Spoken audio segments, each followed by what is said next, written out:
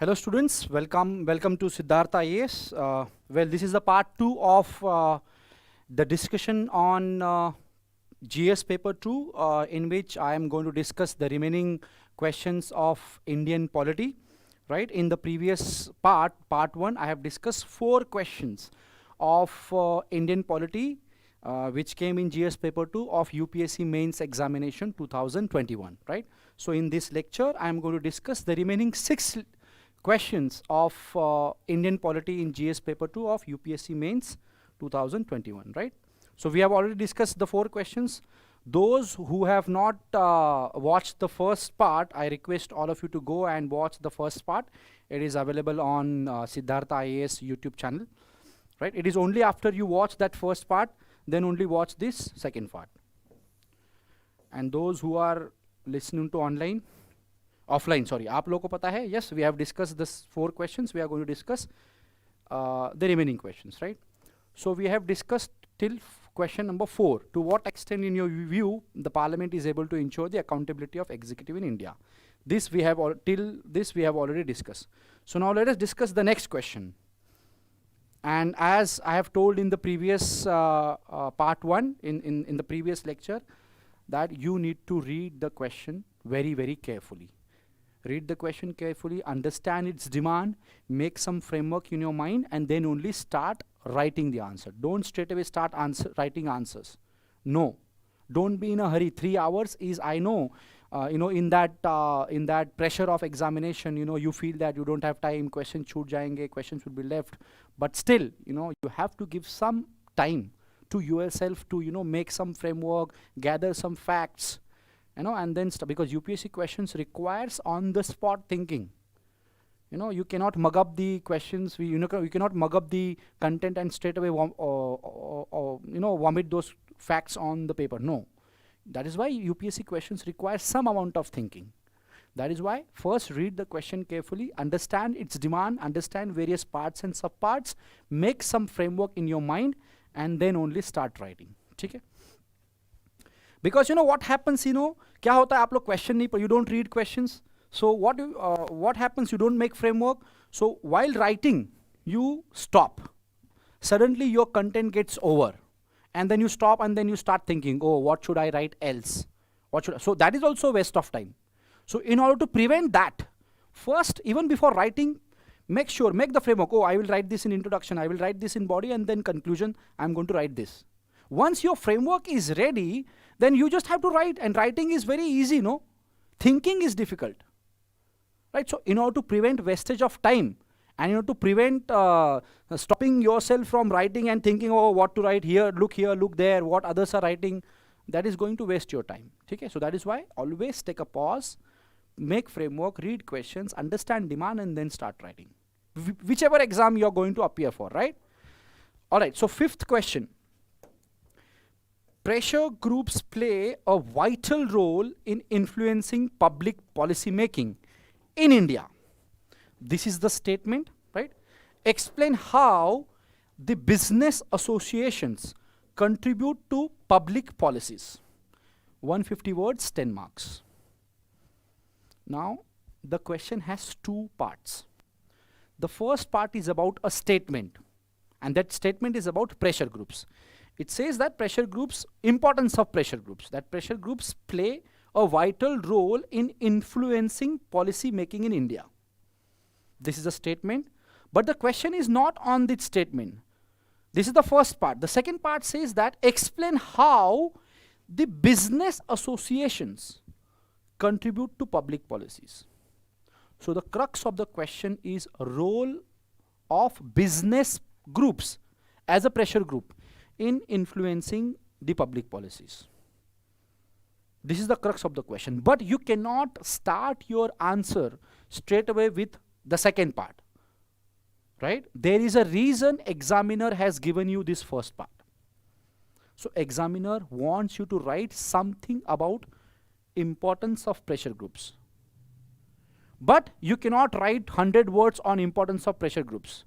You have to smartly understand that in this question, I have to give 25 to 30% weightage on writing about importance of pressure groups in general, and the majority majority of my answer should cater to the second part, that is role of business pressure groups, right? This is how you are going to divide your answer, you are going to give priority to these two parts, right?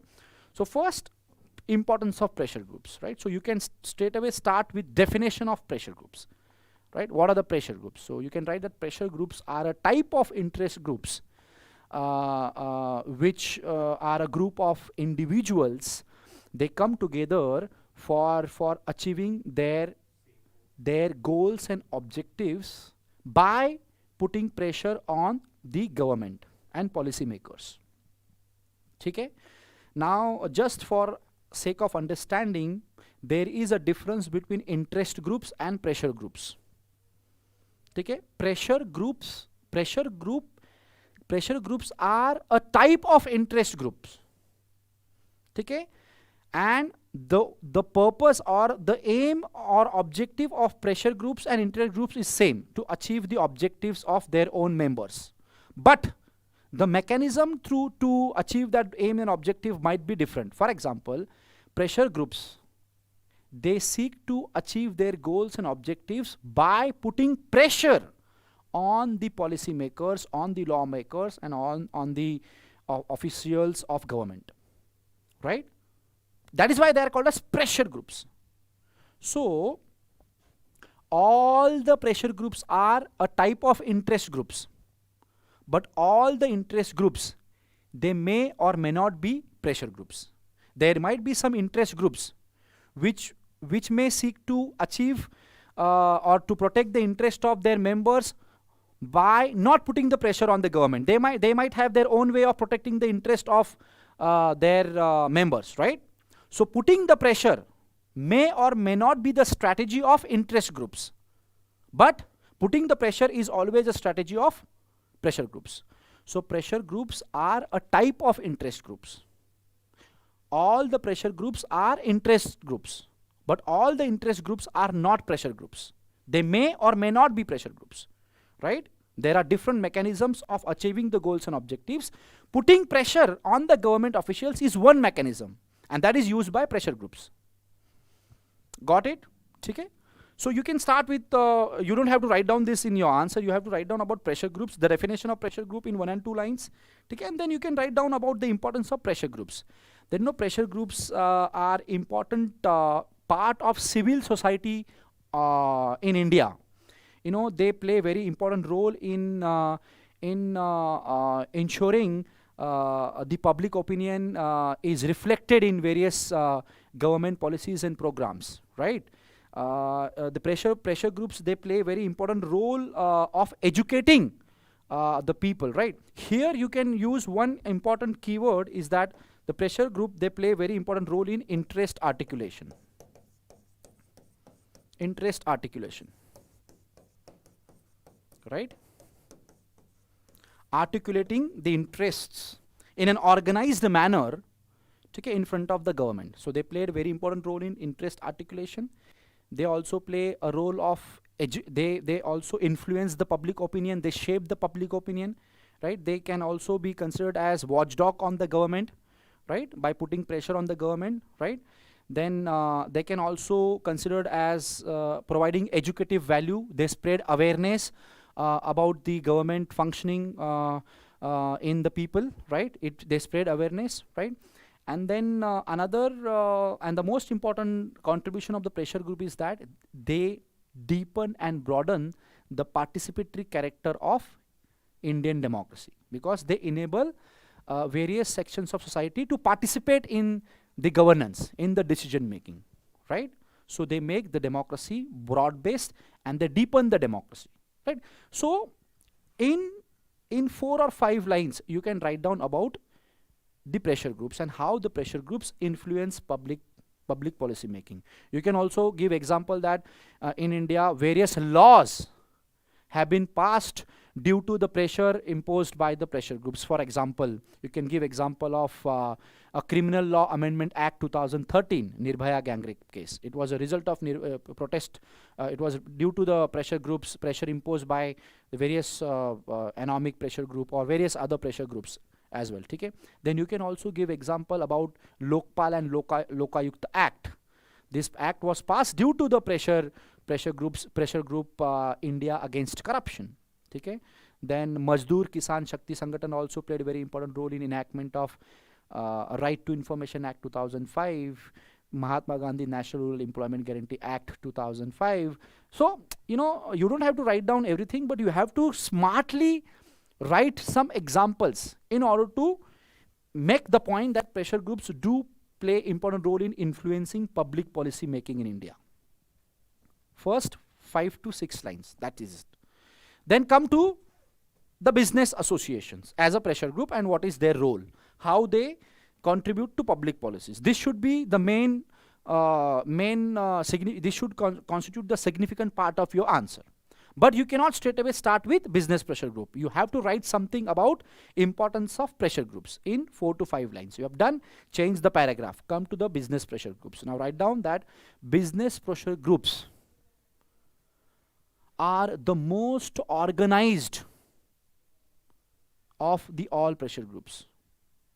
Of all the pressure groups which exist in India, business pressure groups are the most organized. You know, they are most organized, they are most powerful and influential. Sorry for my handwriting. Because purpose is not to give you content only, but purpose is to give you approach, right?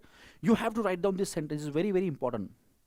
Business pressure groups are the most organized, most powerful, and the most influential pressure groups in India. Now, why they are most powerful and influential? Because they have adequate resources with them. Right? They have adequate money, power with them. Right? That is why business pressure groups are most organized. They have proper organization of their own. They have proper structure. Right? They are most powerful and influential, and they have adequate resources of their own. Okay? Now, you have to write down the examples of business pressure groups in India. Now it is very easy. You might know the business pressure groups in India, that you know there are various business pressure groups in India, namely such as ASSOCHAM, Associated Chambers of Commerce and Industry, Confederation of Indian Industry, CII, right? Okay. FICCI, Federation of Indian Chamber of Commerce and Industry, FICCI, ASSOCHAM, FII, etc. These are the prominent business pressure groups in India. Okay. Ho gaya? Enough. Now come straight away to the role of or the influence of business pressure groups. Okay, first you have written down about how business pressure groups are most powerful and influential.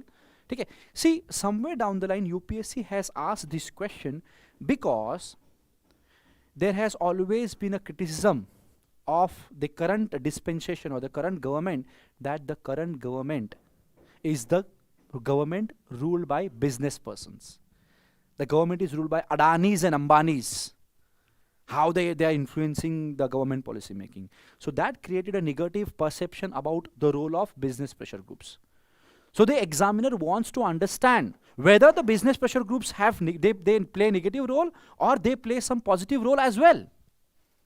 So this is why the question was asked, because there was so much of negativity around the business pressure groups that they affect the government policies negatively. But as a civil servant, you should think in terms of positive role as well. That is why UPSC has asked this question. If you write too critical answer, if you use phrases Adanis and Ambanis, how they influence the Modi government and all, you are not going to get marks. No. Because that gives the negative perception of your personality. Got it? Why UPSC has asked this question? Because of this, right? That current government is a business government. It protects the business interest, so on and so forth. But that is not the case, right? So you have to prove that by writing about positive role played by business pressure groups. Got it? So understanding why UPSC has asked this question is very, very important. It will make your job very easy. So after this, you can write down that business pressure groups, they have been playing the important role in policy making even before the independence. It is not as if, is it not as if the business pressure group have started influencing the government now? No. You have to write down this sentence. Then you're going to make a solid impression in the mind of examiner that, oh, he is going even beyond the independence. He knows, he is aware about the role. Right? You can write down about various, how they have played important role in Swadeshi movement, non-cooperation movement. They have funded Indian National Congress, the business pressure groups. Okay? But limit this part, pre-independence part. Okay? You can also write down about Bombay Plan. Bombay Plan, which was proposed by 8 leading industrialists and academicians and economists. Right? Bombay Plan. Okay?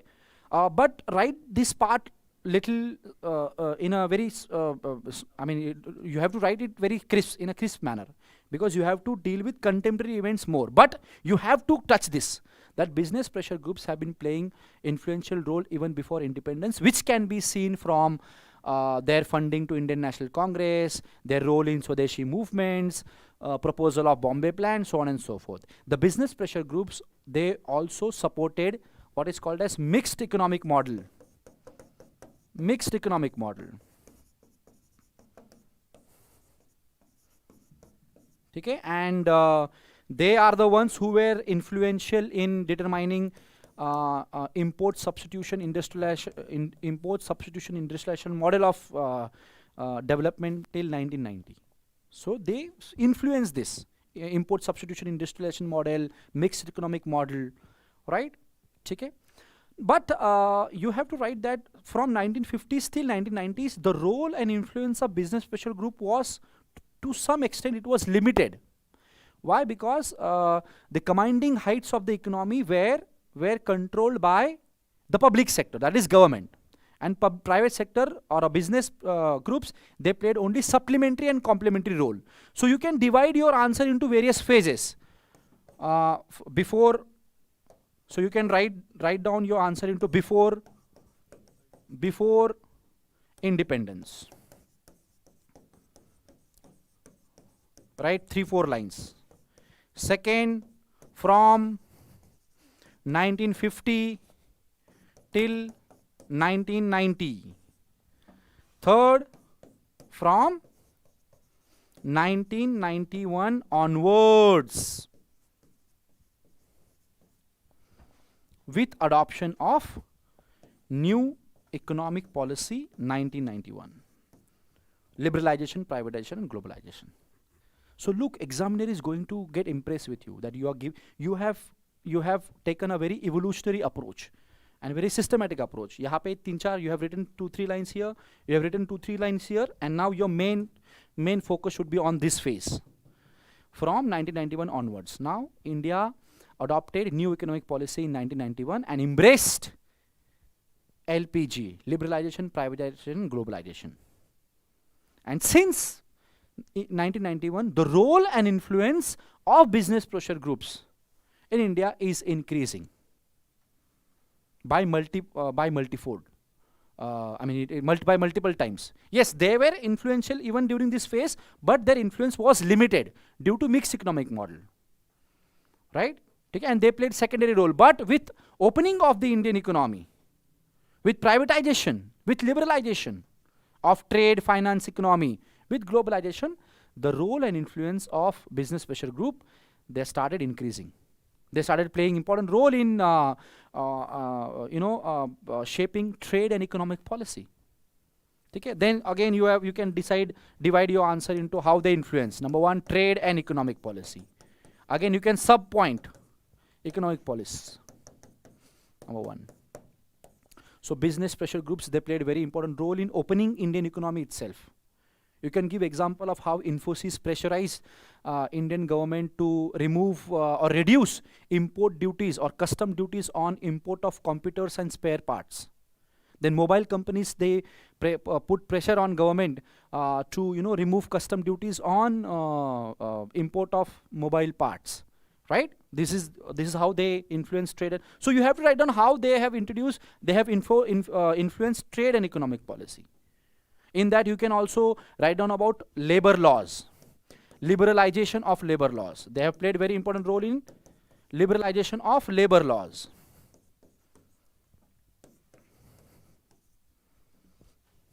Yes?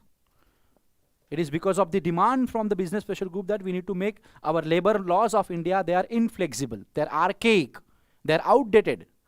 And in order to increase the ease of doing business, in order to increase the foreign direct investment, we need to liberalize labor laws. Then you can also write in trade and economic policy, you can write on how business pressure groups are influenced the economic policy of increasing the FDI limit, foreign direct investment limit, in various sectors like insurance, defense, etc. This is what you can also write down. Then you can also write down about EXIM policy, export import policy.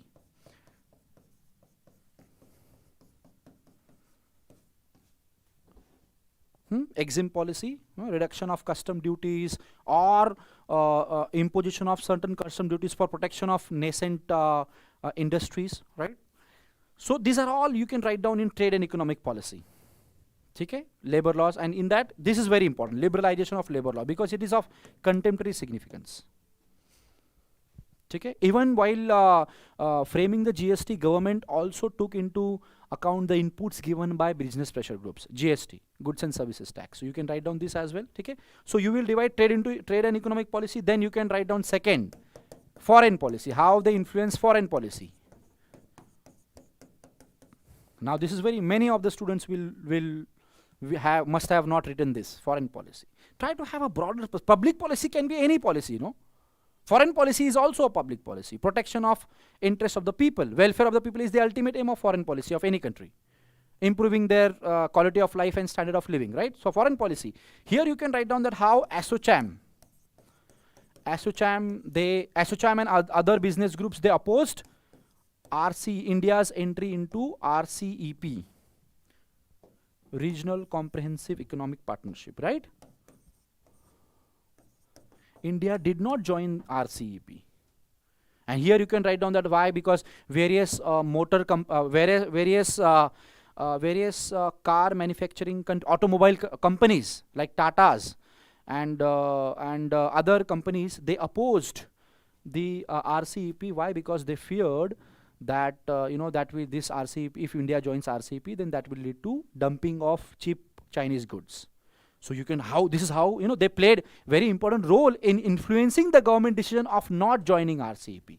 Why India did not join RCEP? Because of opposition of various pressure groups like farmers. They thought that if India joins RCEP, there will be a dumping of agriculture products from Australia, Canada, Australia, New Zealand, so on and so forth, and we will not be able to compete with them. But the question is not about farmers. Question is about business pressure groups. So you can write down. Then you can also write down that how business pressure groups they are opposing India, EU, European Union, bilateral trade and investment agreement, wherein the European companies or European countries or European Union wants India to reduce custom duties on automobiles and wine and spirit. But the Indian business groups, Tata's, Indian automobile company, and the liquor manufacturers, they have opposed the reduction of import duties on automobiles, luxury cars, and wines and spirit, because they feel that that will lead to the import of cheap automobiles. The luxury cars will become not that expensive, and then who will buy Indian cars then? The cars manufactured by Indian companies, right? So you can write down these two examples. Only this, 2 lines, that is it. Foreign policy mein you have written these 2. Okay? Third.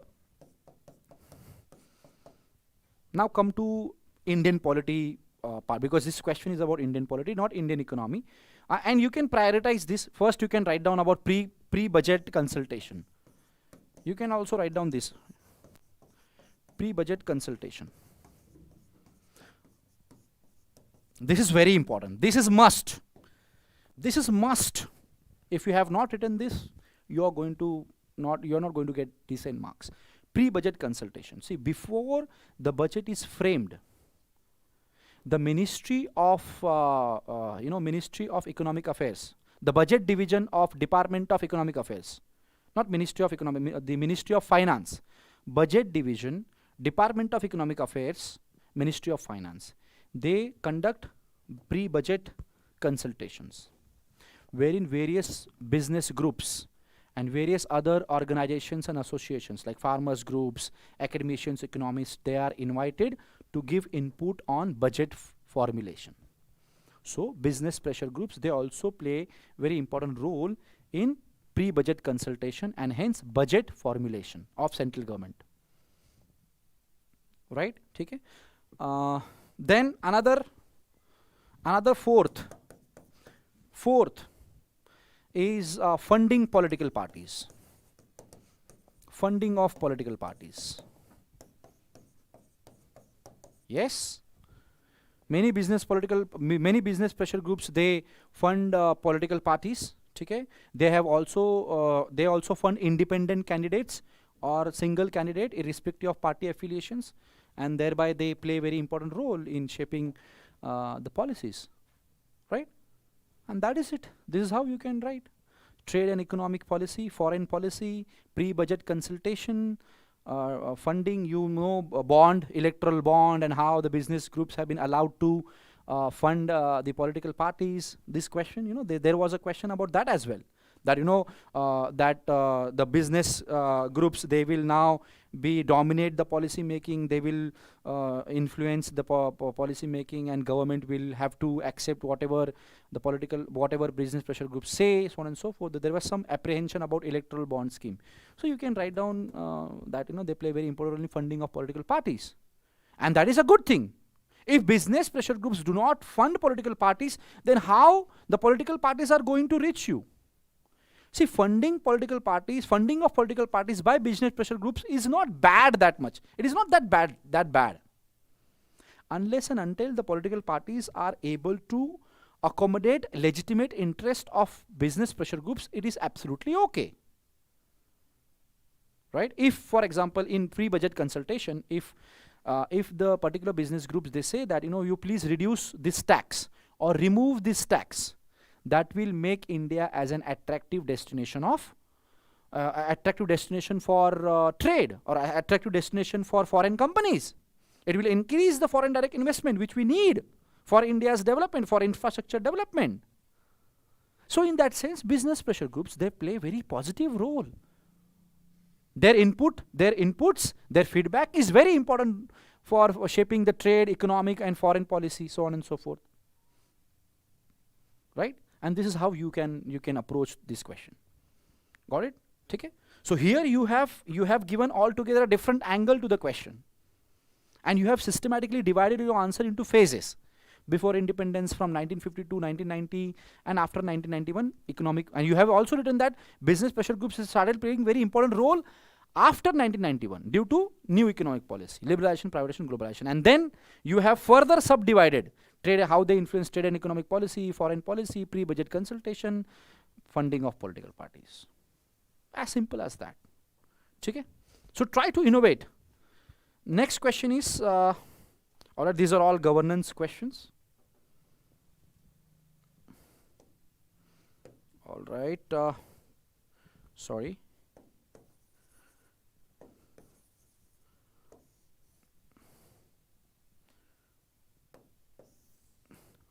So besides moral imperative earn, can vicious cycle if the last few decades Asia's growth, then jurisdiction of CBI. Okay.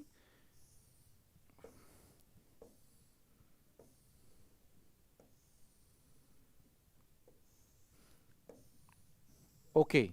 So question number 11 relates to Indian polity. Now again, this question was asked because the CBI was in news. I'm going to explain this. The jurisdiction of the Central Bureau of Investigation, CBI, regarding lodging an FIR and conducting probe within a particular state is being questioned by various states. However, the power of the states to withhold consent to the CBI is not absolute. Explain with special reference to the federal character of India. Now, how beautifully UPSC has framed this question. And remember, this question is biased towards central government.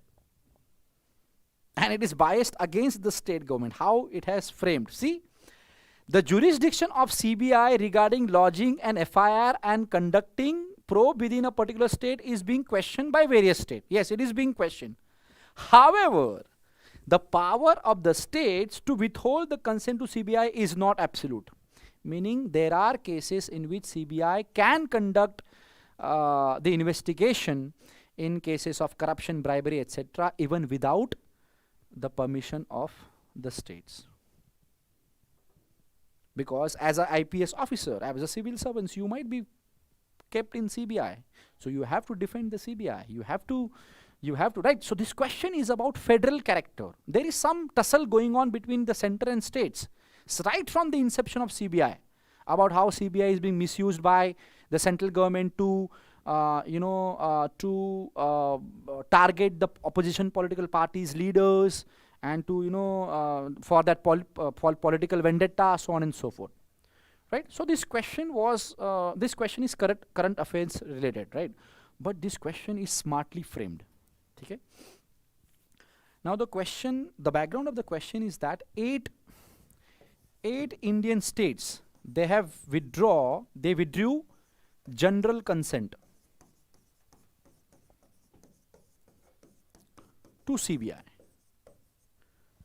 And that made CBI handicapped. Okay? And the CBI, and the case even went to the Supreme Court. CBI filed an affidavit to the Supreme Court that how we have been handicapped due to the withdrawal of general consent by the states. Right? And Supreme Court also said that this is not a desirable condition. This has made the CBI handicapped. And CBI said that please do something. And then the issue is that even if the states withdraw general consent from the CBI, there are some instances, there are some specific conditions in which CBI can conduct investigation within the jurisdiction of the state even without their consent. Okay? So now first you have to give some background of this question. You can't straight away write down about general consent, so on and so forth. You have to write down the act, particular act under which CBI has been established. Not established, it derives its power from that act. Various sections of that act you have to write down. You can't straight away write your answer with that. Okay? So first you can write down that you should start your question with CBI. That CBI was established in 1963 through the resolution of Home Minister. Resolution of Home Ministry. And it was later on, it was shifted to the another ministry, Ministry of Personnel and Training, Statistics, so on and so forth. So, okay, CBI was established in 1963 through the resolution of Union Home Ministry, number one. Second, CBI derives its power from Delhi Special Police Establishment Act 1946. CBI derives its power from Delhi Special Police Establishment Act 1946. And now this sentence is absolutely must, that CBI is not a statutory body.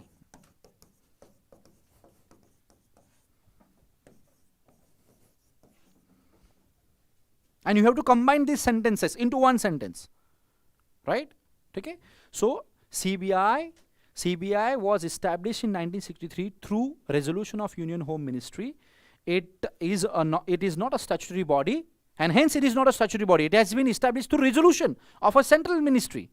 So that's why it's not a statutory body. It's just that it derives its power from Delhi Special Police Establishment Act 1946. Okay? Now you have to write down that unlike NIA, National Investigation Agency, the jurisdiction of CBI under Delhi Special Police Establishment Act 1946 limits to only Delhi and UTs. Primary jurisdiction, see, NIA has jurisdiction throughout India. National Investigation Agency, 2008, 2611 Bombay attack, 2611 Mumbai attack, 2008 NIA Act was passed, statutory body. So unlike, so you smartly bring in NIA here. So unlike NIA, which enjoys jurisdiction throughout India, the primary jurisdiction of CBI lies in Delhi and UTs. However, then you have to come to discuss the section 5 and section 6 of Delhi Special Police Establishment Act. And if you would be reading the newspapers, you would know this. Okay. Now, what is section 5? Yes, the primary jurisdiction of CBI lies in Delhi and Union Territories, but section 5 of Delhi Special Police Establishment Act 1946 states that central government by order may extend the power and jurisdiction of CBI outside Delhi and UTs to the states. Central government by order. Section 5, very important. Central government by order may extend the power and jurisdiction of CBI to the states. Okay? But section 6 of Delhi Special Police Establishment Act 1946 states that central government cannot extend the power and jurisdiction of CBI to the state without the consent of the respective states. Primary jurisdiction lies to Delhi and Union Territories, but central government under section 5 can extend the jurisdiction of CBI to the states. Okay, meaning CBI can enjoy police powers. It can enjoy the powers of filing an FIR under CRPC. You have to mention CRPC because FIR, procedure of filing FIR is mentioned in CRPC, Code of Criminal Procedure. Okay, right? But before central government can extend the power and jurisdiction of CBI to states, the consent of state is must. Why section 6 was incorporated? You have to write down this. Section 6 was incorporated to protect the federal structure of India.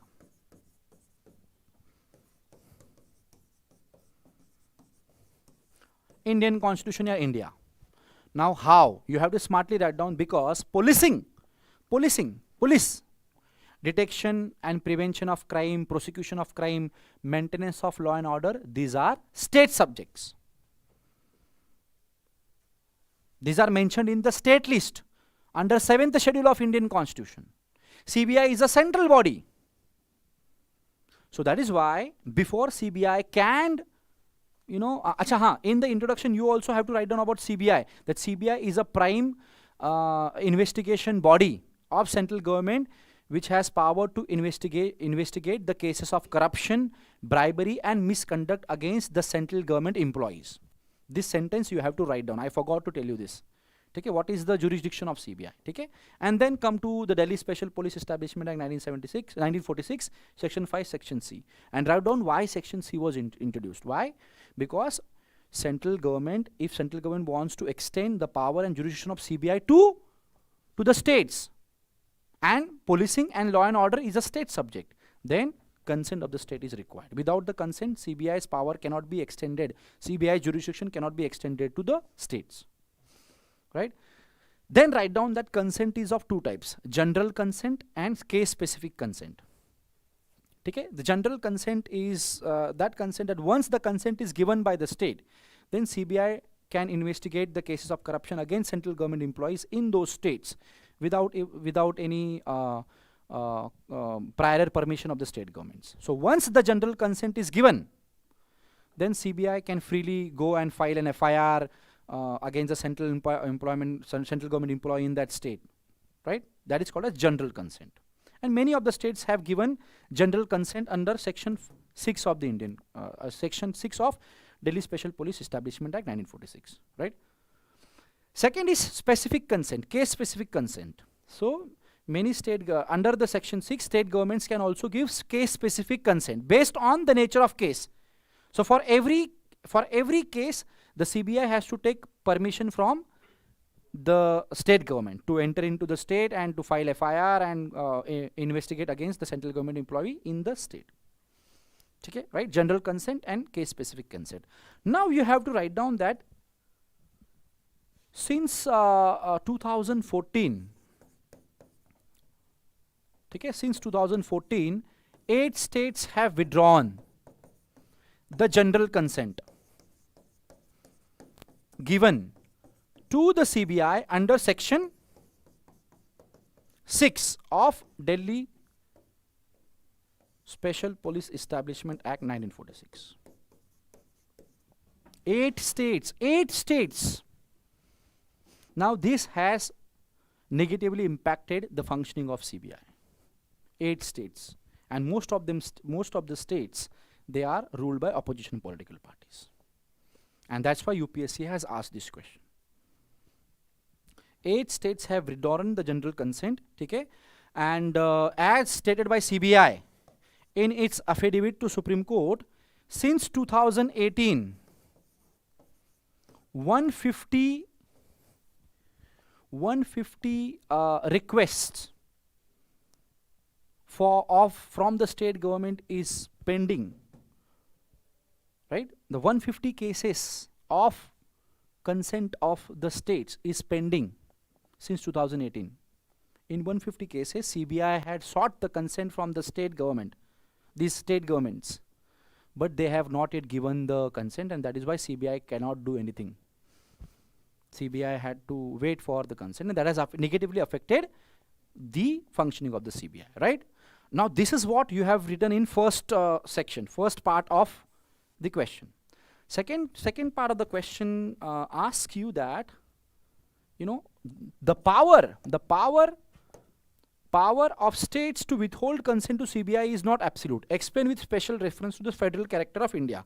So while writing answer, you have already written about federal character, how police and law and order is a state subject, and CBI is a central agency, but section 5 allows, section 5 of the Central Act allows CBI to allow central government to extend its jurisdiction of CBI to state, but section 6 wants that consent to be taken by the state government. That you have written in a federal structure, federal in the context of federalism. Now write down that what are the instances in which CBI can investigate the cases of corruption, bribery and misconduct against the central government officials in the state without the general consent.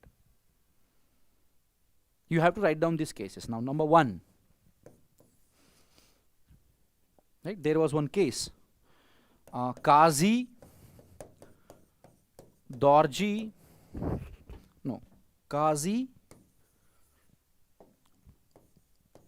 Lendup Dorji versus CBI 1994.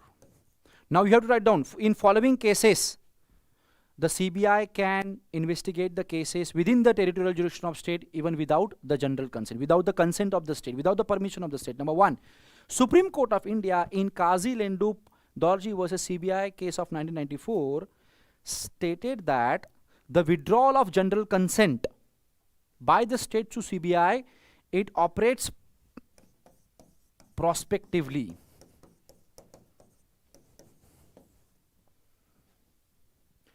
It does not affect the cases which have been lodged by the CBI before withdrawal of general consent by the states. Right? So, withdrawal of general consent by the state does not prevent the CBI from investigating the cases which are pending in those states which have withdrawn the general consent. अब इसमें आप example, for example, अगर किसी state ने 2018 में case 2018 में CBI से general consent withdraw कर लिया. Now this withdrawal of general consent applies to the cases which would be investigated by CBI in future, not before this. So if CBI would have lodged the FIR in such cases before 2018, then CBI does not require any consent from the state. Right? ठीक है? समझ में आया? So as Supreme Court in Kazi Lendup Dorji versus CBI 1994 said that the withdrawal of general consent by the state does not apply to the cases which are pending in the court, and CBI can investigate the pending cases of corruption or misconduct or bribery by the central government in those states even without the consent of the state. So the withdrawal of consent, it operates only in the future cases, not it does not operate retrospectively. There is no retrospective effect of withdrawal of consent, right? You know that, ठीक है? So ये एक हो गया, एक instance हो गया. Second, again, if CBI has filed a case in, say, Delhi against a central government employee belonging to the state which has withdrawn the consent, and there the case relates to Delhi, right? Then CBI can continue with the investigation without the consent of the state. Let me give you example. Okay? There was a case. There was an employee from Chhattisgarh. Now Chhattisgarh withdraw consent, general consent to the CBI. Now the case which was related to Chhattisgarh state, it also had Delhi connection. The crime which was involved also had some connection with Delhi. Now Delhi is a union territory. So in these cases, okay, in such cases the CBI do not require the general consent. Right? For example, if the case pertains to a particular state which has not withdrawn consent, okay, right? Then the CBI can investigate without the consent. Okay? Right? Okay? 8 state ने CBI से general consent withdraw कर लिया है, तो उस state में अगर कोई केस फाइल करना है तो CBI required general consent. But any case which has the connection with respect to other states which have not withdrawn the general consent, then the CBI can go ahead and investigate that case. It does not require the general consent from the state. Okay? This is the second condition. So if the case of corruption is related to Chhattisgarh, but it also has Delhi connection or connection to the state which has not withdrawn the general consent, then CBI can investigate the case. Right? This is the second exception. So in that case, CBI can go ahead even if Chhattisgarh has withdrawn the general consent. Second exception. Okay? Third exception is that CBI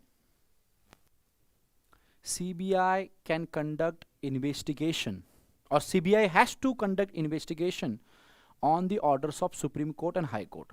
If Supreme Court and High Courts, they order CBI to conduct investigation with respect to the particular state, then whether that state has withdrawn the consent or not doesn't matter. So CBI can conduct investigation in the cases of corruption, misconduct and bribery, etc. on the orders of Supreme Court and High Court. When Supreme Court and High Court gives the order for CBI to investigate the cases, the withdrawal of general consent doesn't affect the power and jurisdiction of CBI. समझ में आया? This is the third. Fourth case, okay, fourth one. You know, requirement of general consent, or general consent is not required from a particular state if the person is caught taking bribe red-handed. Right? Red-handed, if someone is caught taking bribe and there is a proof of that, then general consent will not be required to the CBI to investigate that case. Even if that particular, if the case has been, is related to the state which has withdrew the consent, it will not affect it. Still the CBI can investigate the cases, right? So general consent from the state does not require to investigate the cases in which an accused has been caught red-handed taking bribe. Okay? And fifth is that, yes, if state has withdrawn general consent, then CBI can investigate such cases on the taking specific consent from the states. By case they can. तो ऐसा नहीं कि general consent withdraw किया तो CBI cannot do anything. That is what the question. There are enough powers to CBI. There are enough instances wherein CBI still can investigate the cases even without the general consent from the state. That was the question. So if you write this 4 or 5 points, enough, right? You have not left anything to reduce your marks. Yes, then though, now this is a very easy question. Though human rights commissions have contributed immensely to the protection of human rights in India, yet they have failed to assert themselves against the mighty and powerful. Analyze their structural and practical limitations, suggest remedial measures. So now the question is about NHRC, right? So first sentence says that yes, NHRC has played important role, but still there are some, it has failed to assert themselves against mighty and powerful. Okay? Those who have resources, those who are rich, those who are powerful. Okay? So this is the first part. So you have to write something about this first part. Okay? You have to write down about the positive contribution of the CBI, of the NHRC. Okay? And then you also have to say that how they have failed, right? But the major crux of the question is this: analyzing their structural and practical limitations suggests remedial measures. So you have to write down the structural and practical limitations of NHRC, and after analyzing that you have to give remedial measures, the measures which are required to make NHRC a powerful or a effective body, and truly independent and autonomous body. What are the steps required? This is what the question is. Okay?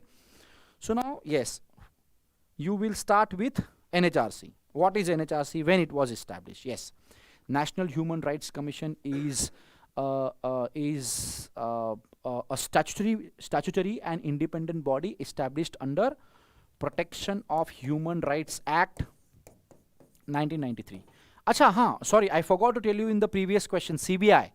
You can give suggestions as well.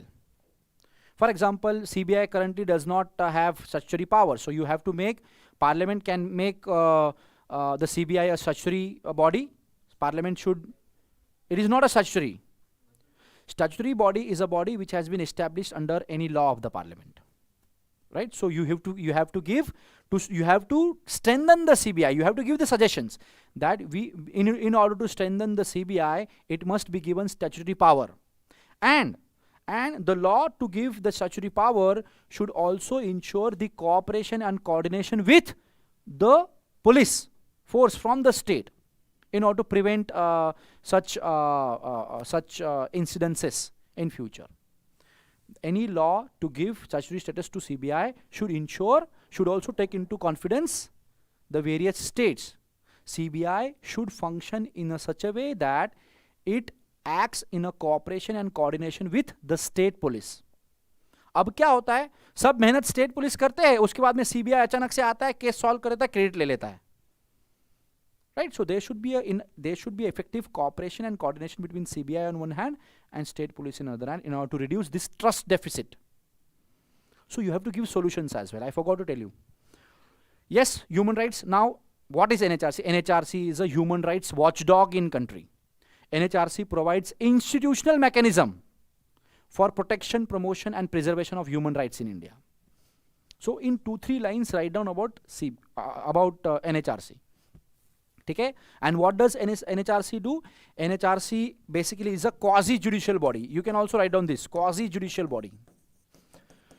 NHRC is a quasi-judicial body which has power to investigate the complaints of violation of human rights or abatement of human rights or negligence of violation of preventing the violation of human rights by public servants. Right? What is NHRC? You have to write down. NHRC is a quasi-judicial body which has power to investigate the complaints of violation of human rights or abatement of violation of human rights or negligence in preventing the violation of human rights by public servant. Right? So NHRC can investigate the cases of violation of human rights and other cases against public servant. If public servants have failed to prevent the violation of human rights, then NHRC can investigate such cases. And CBI also has suo motu power, meaning it can investigate the cases of violation of human rights or their abatements, etc. on its own. ठीक है, ये आपने पहले 3-4 line में you have written about the mandate of NHRC as provided under Protection of Human Rights Act 1993. Now write down about the contribution of NHRC is immense. First sentence says that yet NHRC has played a very important contribution. So write down that since its inception in 1993, NHRC has played very important role in protection, preservation and human rights of the people of India, particularly of weaker and marginalized sections of society. Then you can write down that there are various cases in how there are various issues, social issues in which NHRC has played very important. You can write down that NHRC has given us significant recommendations or a very valuable recommendations or played a very important role in dealing with certain social evils like custodial torture, child marriages,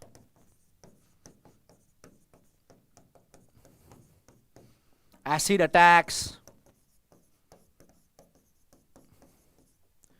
starvation death,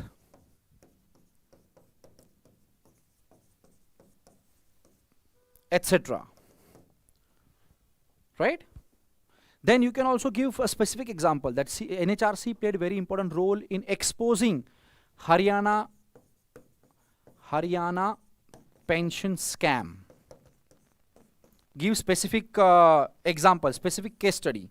Don't write in detail, but just mention. Or it played a very important role in taking suo motu cognizance of 2002 Godhra riot. Okay, but I think considering the current dispensation, you should avoid writing Godhra riot, but you are writing it positively, no? So even if you write positively, then I think examiner will understand. Okay, right? So give such examples. Custodial torture, custodial death, child marriages, acid attack, bonded labors, bonded labor, they have given a very good suggestions, positive suggestions, and the NHRC's role have helped government of India in dealing with certain social evils like this. So NHRC has also played instrumental role. You can write current examples, Lakhimpur Kheri gang rape incidents wherein NHRC took suo motu cognizance and then asked for reports, so on and so forth, right? Okay? So write down positive contribution, right? But still, NHRC is not able to, take on the mighty and powerful, the rich and resourceful people. Why? Not because of lack of political will on the parts of NHRC, but because of certain structural and practical limitations. So you have to write down about structural and practical limitations of NHRC. Now this is very important. And then you have to give what? You have to give what? You have to give what? Suggestions, remedial measures. What are the structural and practical limitations of NHRC? See, the Protection of Human Rights Act 1993 itself has certain structural problems. The law itself is weak. Okay? And you must have heard about the fact that NHRC is called as toothless tiger. So you have to mention these phrases, but when?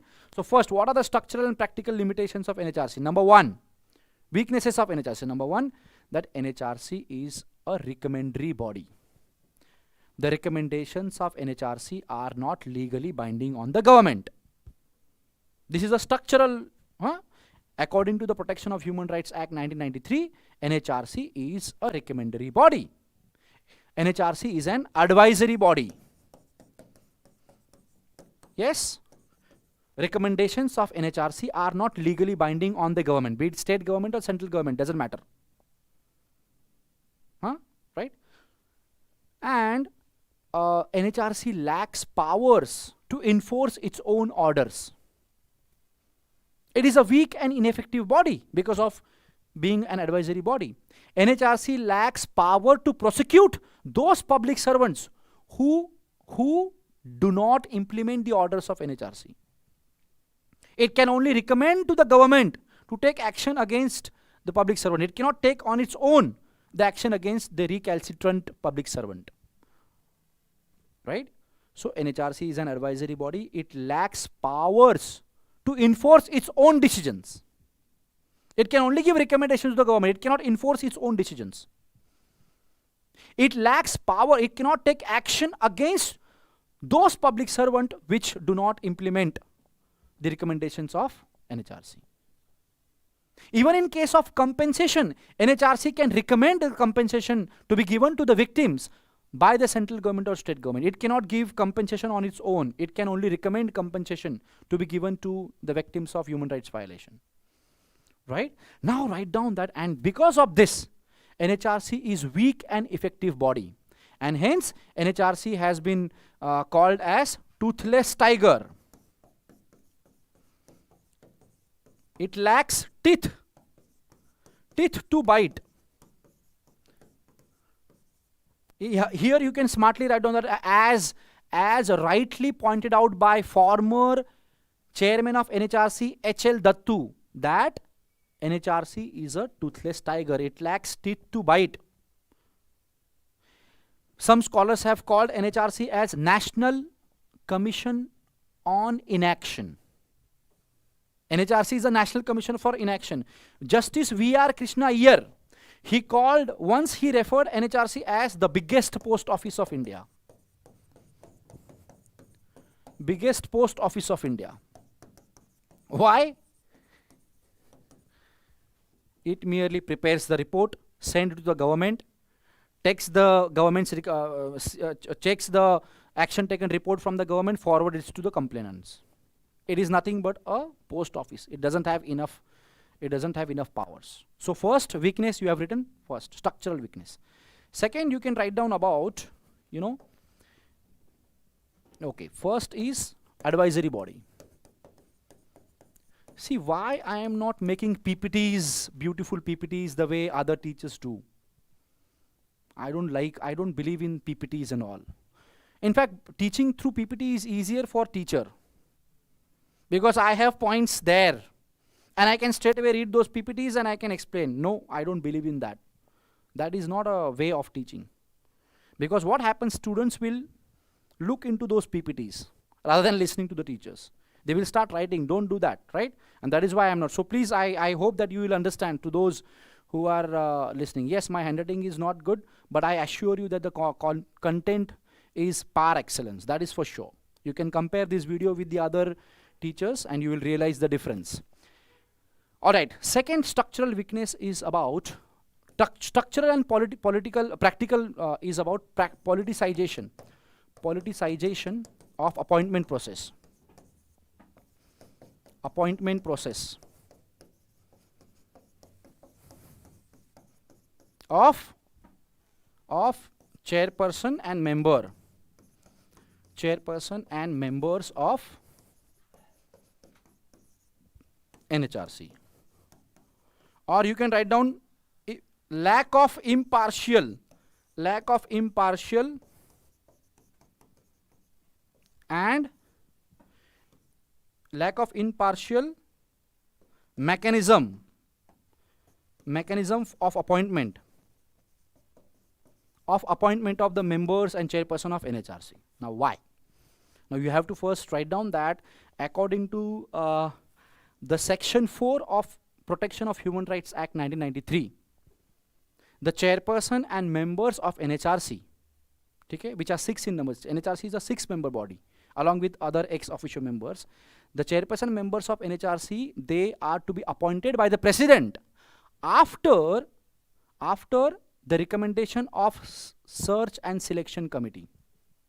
Now this committee is headed by Prime Minister. Right? Now this committee has PM as chairperson. So president can only appoint that chairperson or a member to NHRC which has been recommended by the 6-member committee. Which are these members? Okay. PM, Prime Minister of India, acts as chairman. Home Minister.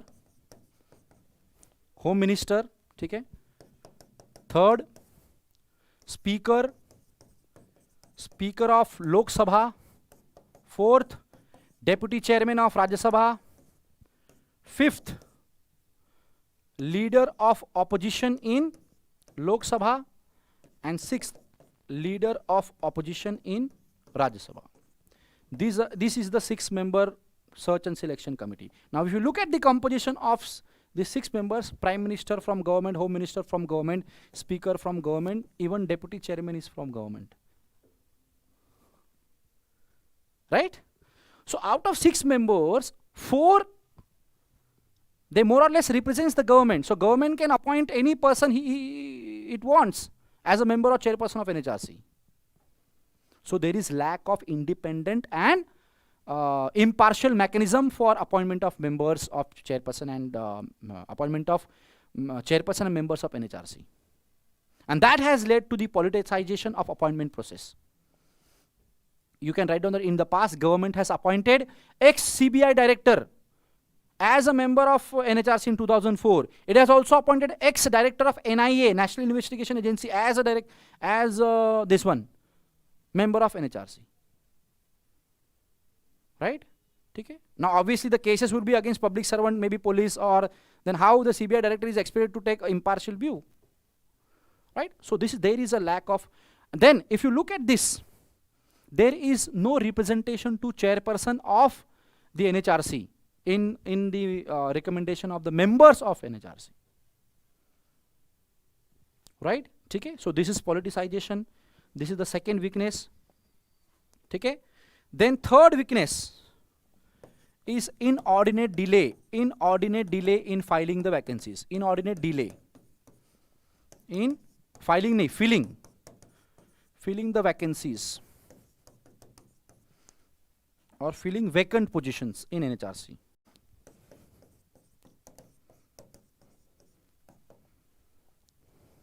It has been observed that there is inordinate delay in filling the vacancies in the NHRCs. The posts like members, director of investigation, such posts in past have been left vacant. They were lying vacant for more than 2 years. In 2016, this happened in 2016. The post of membership of NHRC, member of NHRC, and Director General of Investigation, these 2 posts were lying vacant for more than 2 years. Now how can NHRC is going to function if it lacks full strength? And that leads to delay of cases. That leads to pending of cases in NHRC. So inordinate delay. Government does not appoints the does not fills the vacancies on time, and Supreme Court of India in many instances, in many cases, has expressed its displeasure over this action of government. Government has to, ठीक है? तो ये हो गया एक problem, inordinate delay, ठीक है? Then another structural 1 year clause. 1 year clause. This is the biggest structural problem. Protection of Human Rights Act 1993, it states that NHRC can investigate the cases of human rights violation only within 1 year of their occurrence. So the cases of violation of human rights can be filed only within the 1 year from the date of its occurrence. So if a particular case of human rights violation is more than 1 year old, then NHRC will not investigate that case. Now this is a weakness. 1 year clause is a weakness. Okay? Yes. Then CBI has limited powers with respect to armed forces.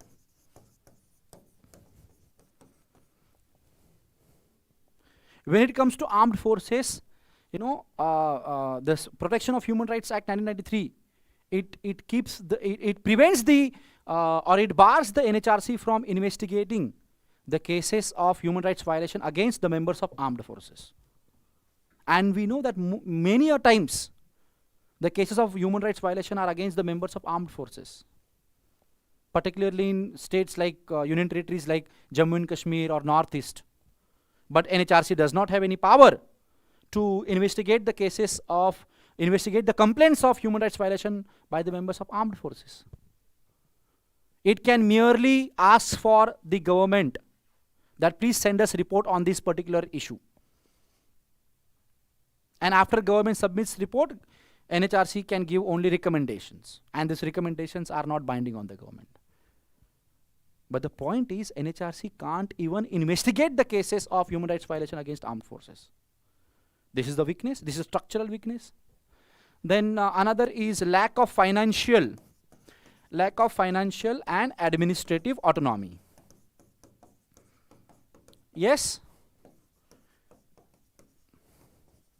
NHRC is financially dependent on the central government. It does not have adequate financial independence. Nobody can be powerful, nobody can be effective without financial autonomy or financial independence. It also lacks administrative autonomy. NHRC does not have power to recruit its own staff. It does not have its own investigating agency. So lack of human resource. These are all structural problems. Now give remedial measures. Now here you have to write down the name of one committee, that is A.M. Ahmadi Committee. A.M. Ahmadi Committee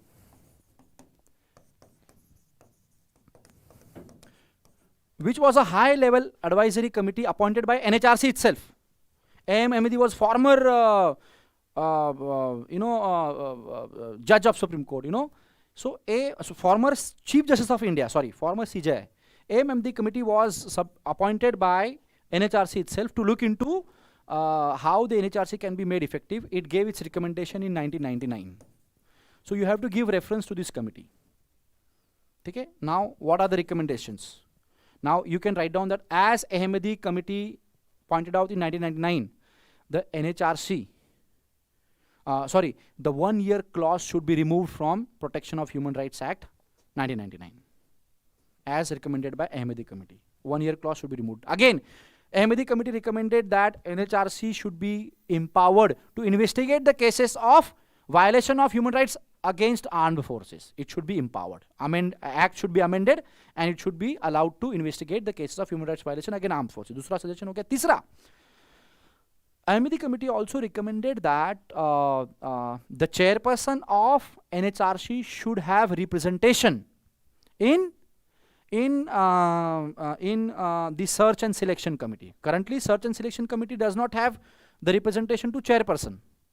It has 6 members. I have told you that.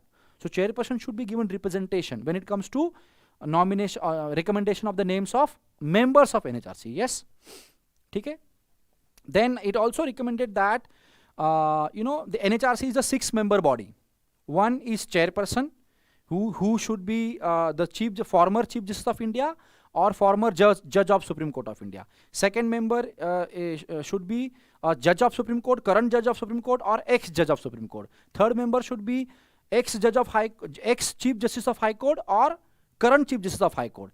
And the 3 members should be those who have practical experience and knowledge of human rights. Now here, under this 3 members category, government appoints former bureaucrats and politicians. Right? Now you can say that now in those 3 members who have practical experience and the knowledge, special knowledge in fields, only those should be appointed as a members of NHRC. Proper guidelines should be issued that ex-bureaucrats should not be appointed, or only those bureaucrats who have proven track record of protecting the human rights, they should be appointed as a members. Members he ex-CBI director, ex-NIA directors होते हैं. Right? This can be. Then you can write down that, you can also write down that NHRC should be given financial independence. You can write down that, you can write down that the expenditure of NHRC should be charged upon Consolidated Fund of India, like Election Commission of India. No, sorry, like UPSC. Expenditure of Election Commission of India is not charged upon Consolidated Fund of India. This is one of the recommendation, one of the electoral reform required. But UPSC's expenditure is charged on Consolidated Fund of India. It is not votable part of budget. So it is automatically approved. It will enhance the financial independence. Okay?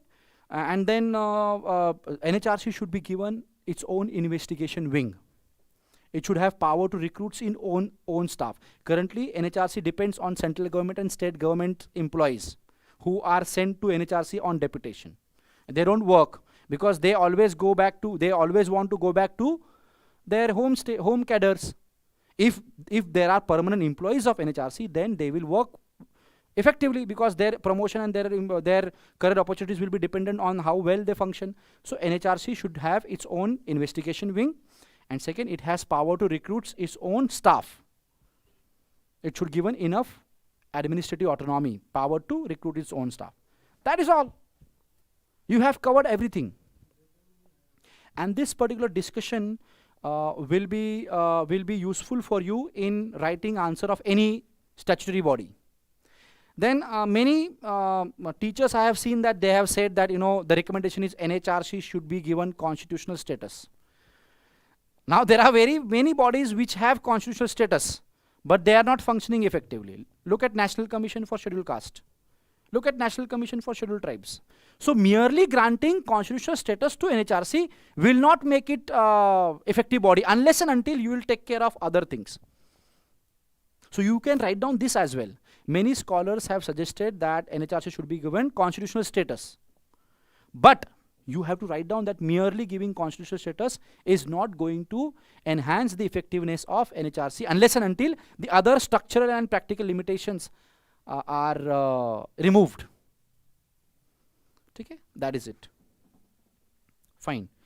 Then analyze the distinguishing features of notion of right to equality in constitutions of US and India. Now I consider this question is difficult. But this is there in the syllabus, comparison of Indian constitution with other constitutions. And last year UPSC gave you hint. UPSC asked comparison of judiciary of India and UK. This year they have asked comparison of right to equality in constitution of India and USA. So next year expect at least one question on similar lines or more than one question.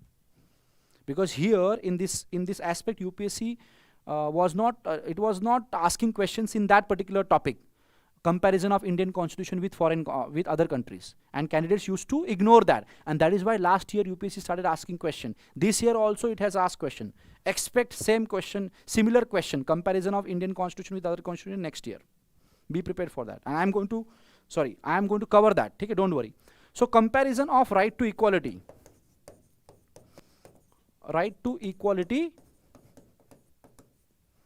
in USA and India. Yes, it is a difficult question, right? It is a very difficult question because many of the students might not have the content. But you know right to equality in India, at least you know right to equality in India, so you should have written that right to equality in India. And if you would have smartly thought about the right to equality in USA, you could have been able to answer that. Okay, based on right to equality. See, you know that USA is a neoliberal country. It believes in capitalism. So there is individualism. The USA society is based on individualism. There is more importance to individual, right? Okay, and USA state is minimal state. It is a night watchman state, police state. So for political science students, the students of PSIR, this question was very easy to answer, but still unfortunately many of the students, they would have faced difficulty. So that is why even if the question is difficult, don't accept the defeat that, oh, I don't have the content, how should I go? No. You know, beauty of UPSC mains is that even if you don't know anything, you can construct the answers, provided you stay strong. If you are positive and if you are smart enough, you can construct the answer. Okay, so right to equality in USA. If you know about world history, then you would have known that right to equality was not there in the original Indian Constitution of 1789. Right to equality was added in Bill of Rights in US Constitution, right? Bill of Rights of Indian Constitution, not through it was not there in original Indian Constitution. That you can write. It was added through 14th Constitutional Amendment Act 1968. Okay? Whereas in India, right to equality was there in the original constitution. Simple, right? Okay. First point. So it was not, right to equality was not there in USA in original Indian constitution. It was added through 14th Constitutional Amendment Act 1960. Sorry, it is not 1968. Oh, that's horribly wrong. I'm surprised that none of you have raised the this one. थोड़ा ध्यान दो. 1868. सिर्फ बैठो मत. Teacher अगर कोई गलती कर रहा है तो बोलो. चलो, 14th Constitutional Amendment Act 1868. ठीक है?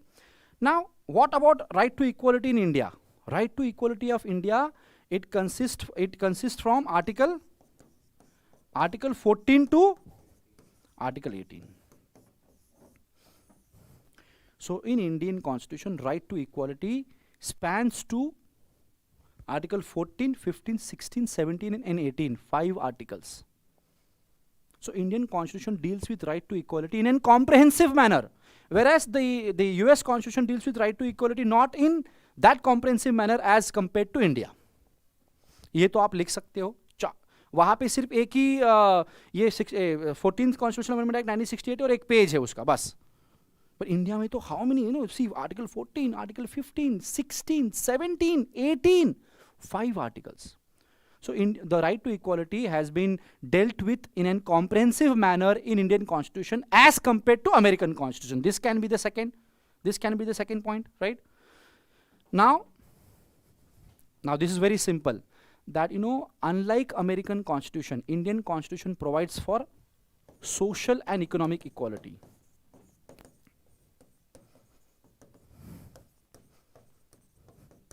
And Indian Constitution also provides for affirmative action.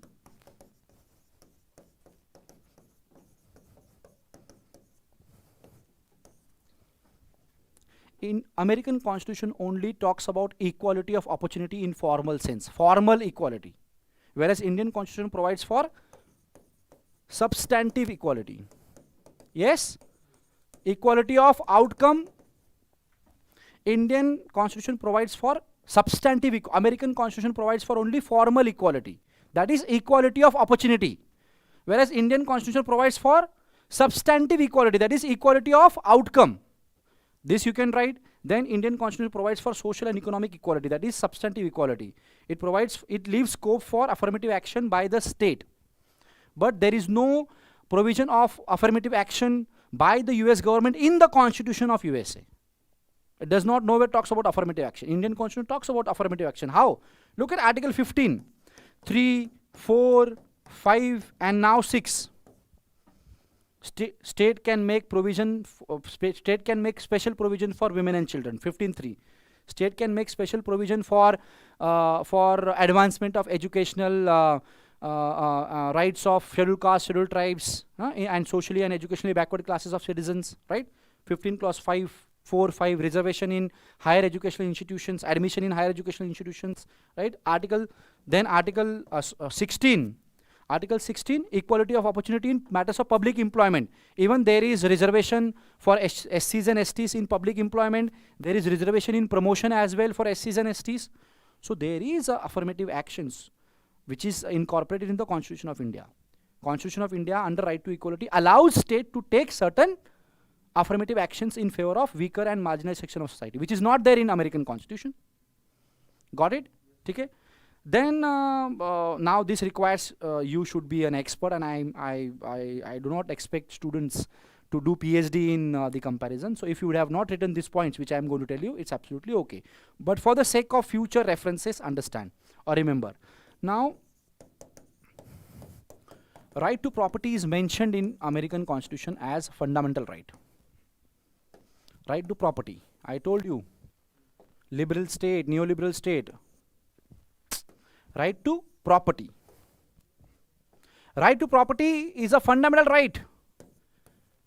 Right to property is mentioned as a right to equality in USA Constitution. US Constitution talks about right to life, liberty and property. But right to property in India is not a fundamental right. It is a constitutional right under Article 300A. 44th Constitutional Amendment Act removed right to property as fundamental right, and that was not mentioned in right to equality. It was mentioned in right to freedom. Article 19 clause 1 subclause what? Subclause F or G. Go and check. Okay? Right? So right to property in India is not a fundamental right, whereas in USA it is a fundamental right. Then again, now this is very important. Indian Constitution, like, अच्छा इसमें कुछ similarities भी तो है. कुछ similarities भी है Indian US Constitution, like for example, like Indian Constitution, US Constitution also provides for equal protection of law. There are some similar, ऐसा नहीं कि सिर्फ difference ही लिखना है. अगर स्मार्ट हो तो आप लिखते कि इंडियन कॉन्स्टिट्यूशन में भी इक्वालिटी बिफोर लॉ है और sorry equal protection of law है और अमेरिका में भी इक्वल प्रोटेक्शन ऑफ लॉ है. ठीक है. And American constitution provides for due process of law. Indian constitution provides for Procedural established by law. Yes?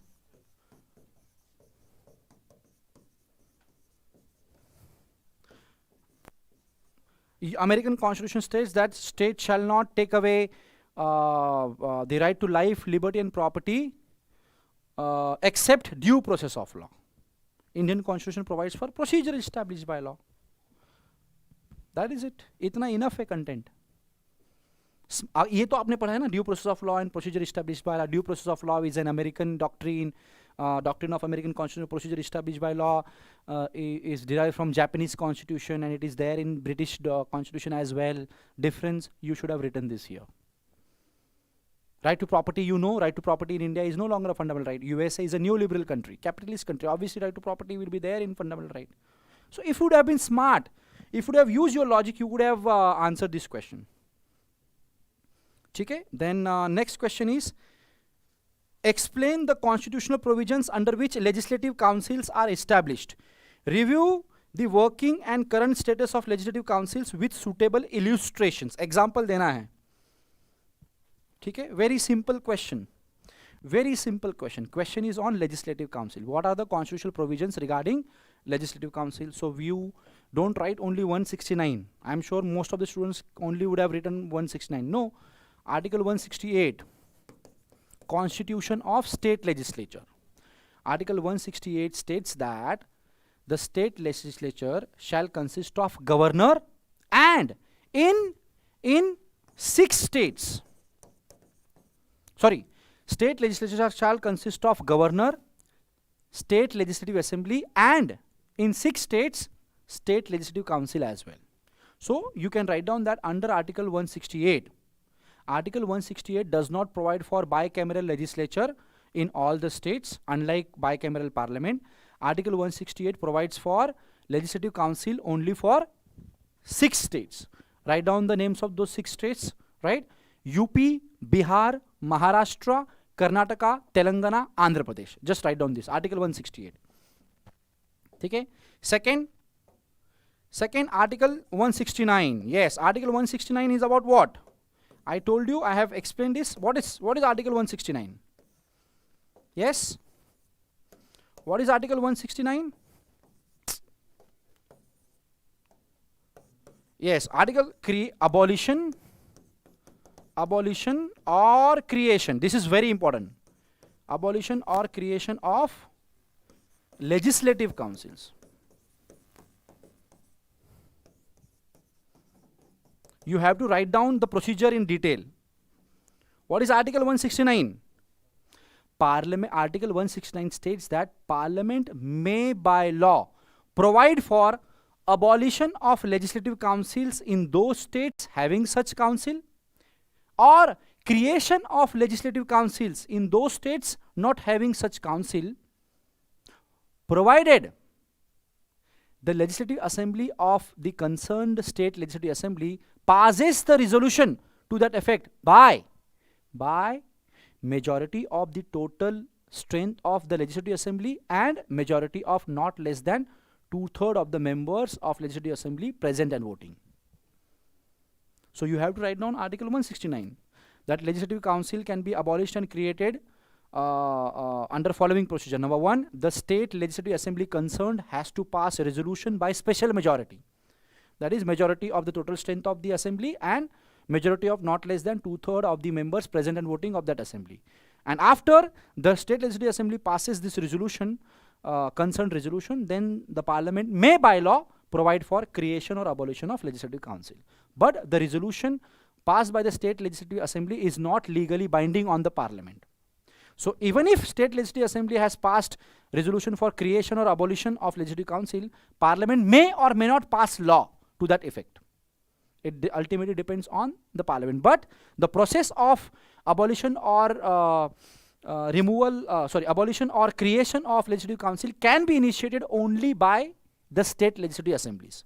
Parliament cannot create or abolish legislative councils without the resolution of state legislative assembly being passed to that effect.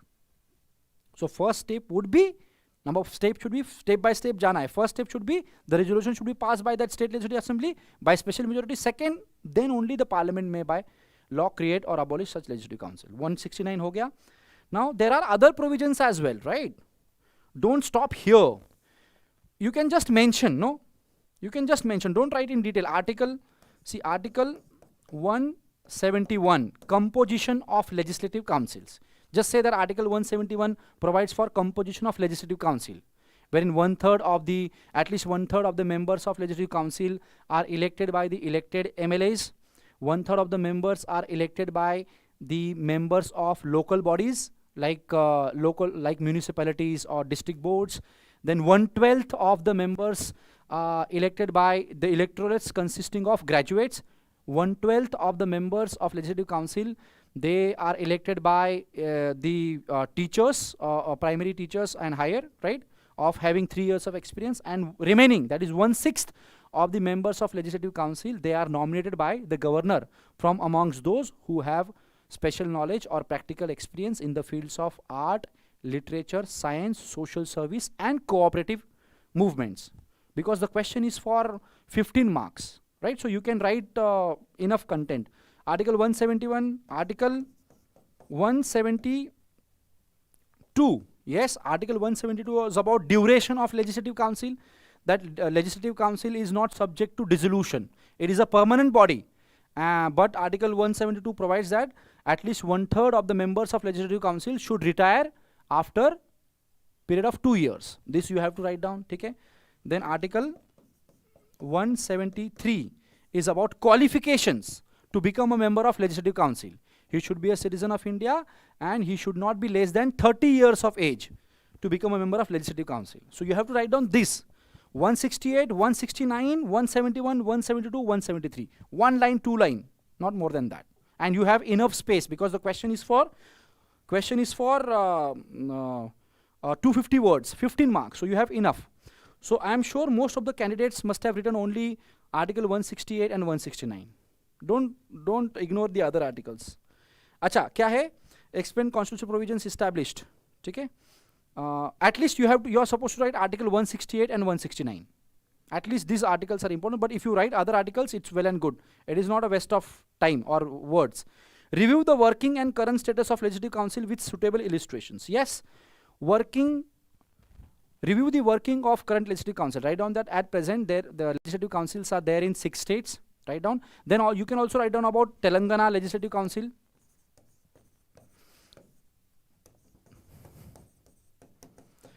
Telangana Legislative Council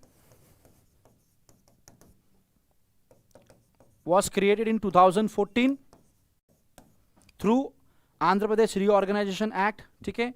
Then you can write down that Jammu and Kashmir Legislative Council was abolished in 2019 through Jammu and Kashmir Reorganization Act. Okay? Right? Then you have to write down that many state legislative assemblies have passed resolution for creation of legislative councils. For example, Assam, Rajasthan, Punjab, West Bengal. Do not write pass resolution, West Bengal. Okay, Assam, Rajasthan, West Bengal. They have passed resolution for creation of legislative council. Punjab, Madhya Pradesh, they have also expressed a willingness to create legislative council. But legislative council, for example, Assam and Rajasthan bills are still pending in parliament because it is the parliament which can pass law to create legislative council. So these states, there are many states who want legislative council, but ultimate power belongs to the parliament according to Article 169. Then you can write down about Andhra Pradesh. Andhra Pradesh in January 2020. Andhra Pradesh Legislative Assembly in January 2020 passed resolution for abolition of legislative council. Okay, ye ho gaya, right? Now analyze the working of legislative councils. Okay, now here you have to write down pros and cons of legislative council quickly, right? So why do we need legislative councils? Number one, right? So legislative councils, they check hasty decisions on the part of lower house, right? It ensures detailed scrutiny of the bill passed by one house. So if you have two houses, then there will be a detailed scrutiny, right? So having second house checks the hasty decisions by the first house or lower house. This is number one. Okay. Second, India is a very diverse country. You know, it is a very diverse country. So having legislative council allows us to give representation to different sections of Indian society, right? So if you have two houses in the state legislature, then more and more people of Indian sections or more and more sections of Indian society will get representation in legislature, and that will enhance the representative character of Indian democracy. Yes. Then the having legislative council, you have to write down that 1/6 of the members of legislative council are nominated by the governors. So this allows the experts and academicians or intellectuals to participate in the lawmaking process and enrich the debates and discussions and lawmaking process itself. It enhances the quality of decision making in the legislature.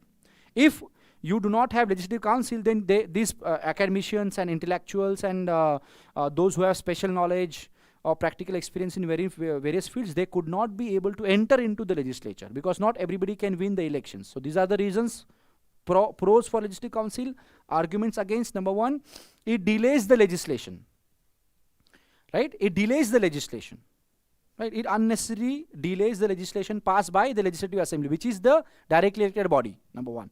Second, some scholars, they argue that legislative council is used not to give representation to intellectuals and academicians, but the legislative council is used as a backdoor entry,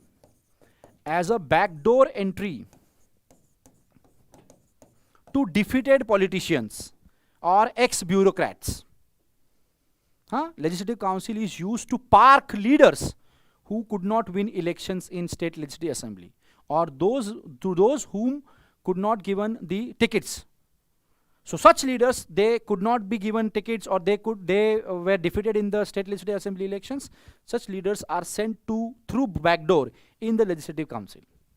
It itself defeats the very purpose of having the legislative council, right? Instead of giving representation to the wider section of society, the defeated politicians, the bureaucrats who are ex-bureaucrats who are sympathetic towards ideology of ruling political party, etc., they are being represented in this legislative council. This defeats the very purpose of legislative council. Third, having legislative council acts as a burden on government exchequer.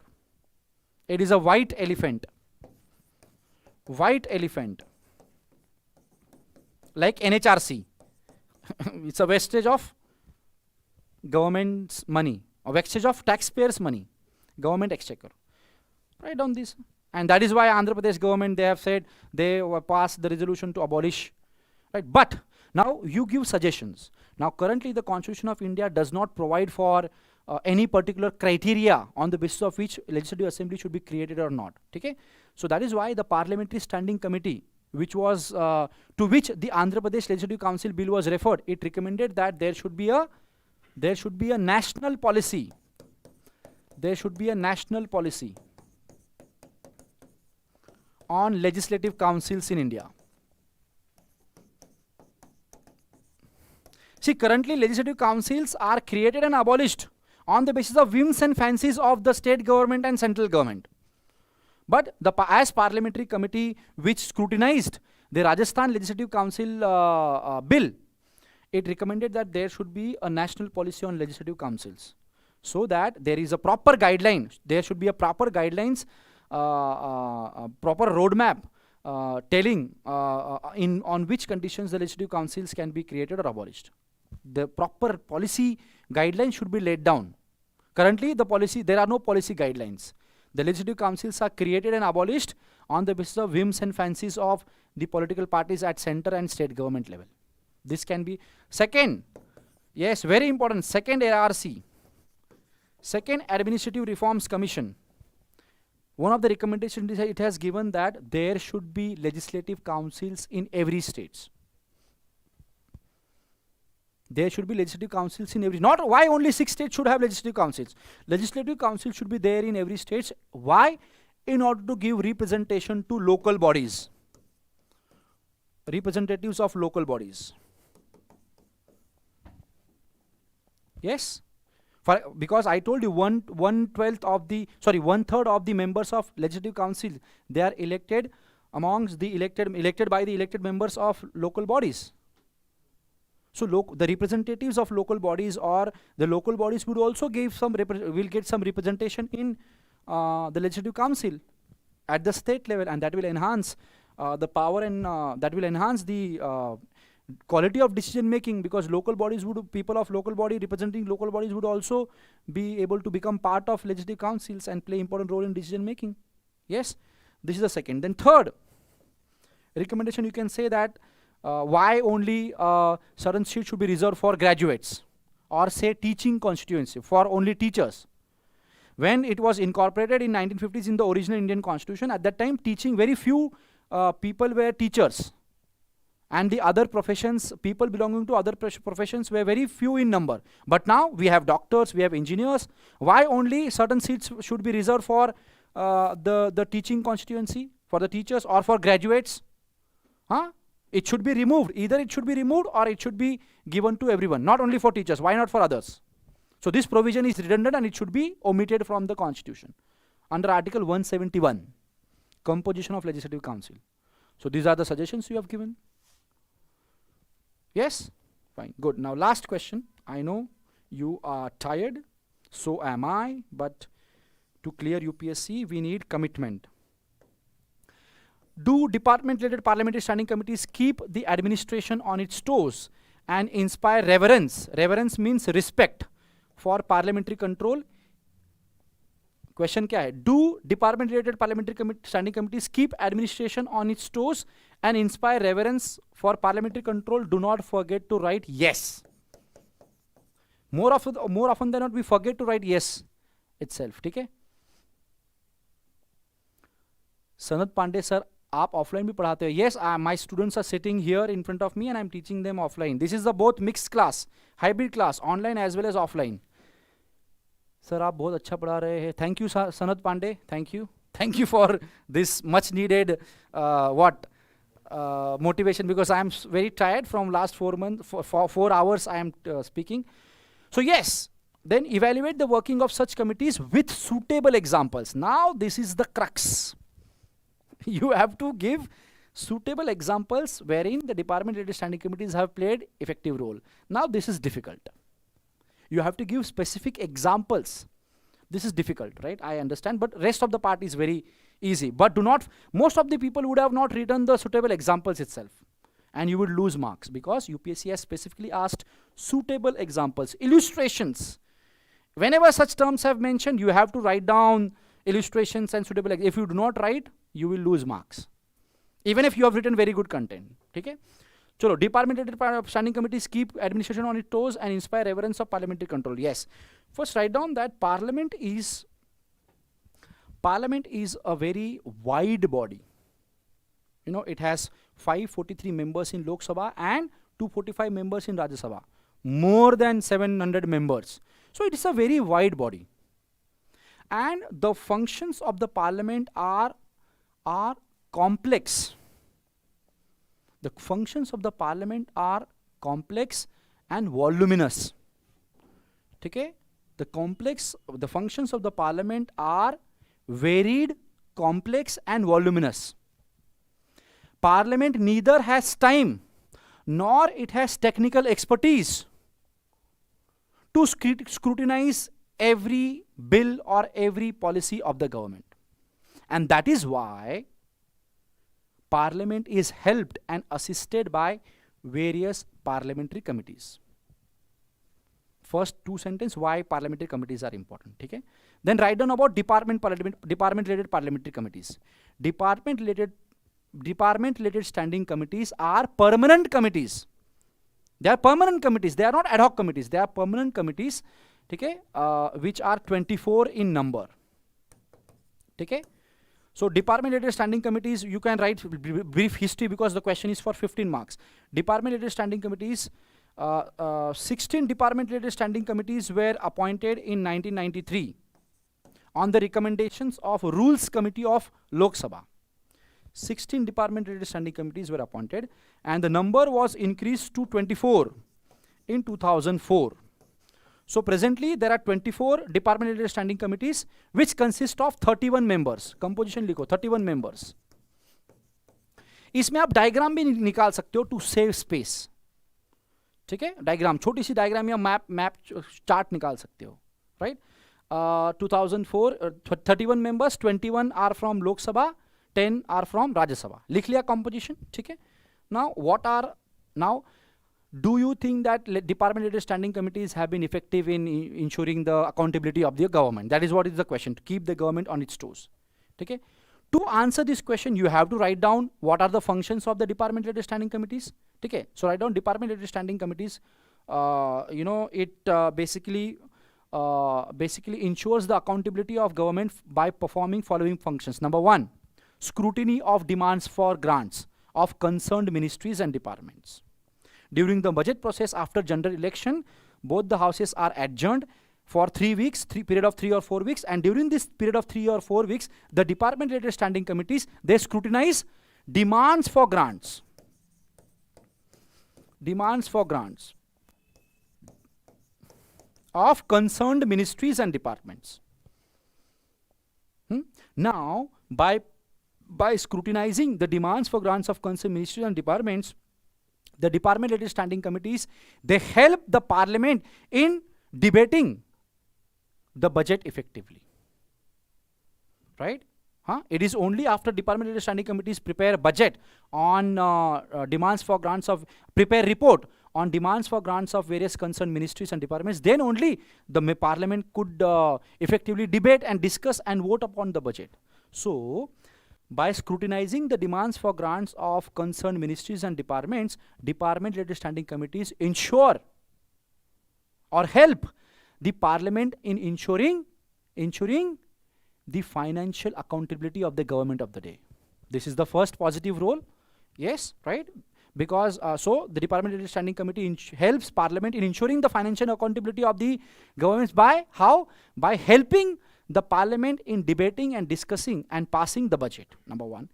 Second function, demands for grants. Second function, department-related standing committee also scrutinize various bills with respect to concerned ministries and departments, which are referred to it by the houses.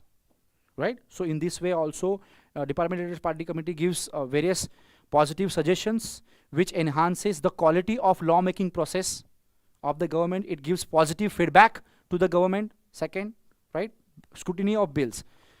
Scrutiny of demands for grants is different. Scrutiny of bills. Various bills related to concerned department and ministries are referred to the concerned department-related standing committees.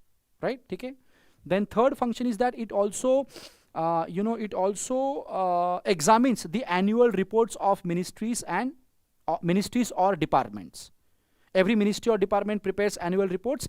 This annual reports is examined by the department-related standing committee, concerned department-related standing committee, right? And